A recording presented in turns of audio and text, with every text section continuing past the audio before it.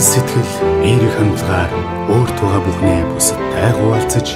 хэцүү идэж хүн чанарaalдалгүй бэрхшээл бүрийг хамтдаа дуулсан цаг мөчмөр маргаашийн нөхөрлөл хожмын сайхан дурсамж болж гэрэл гэхээтэй амжилт дүүрэн ирээдүйг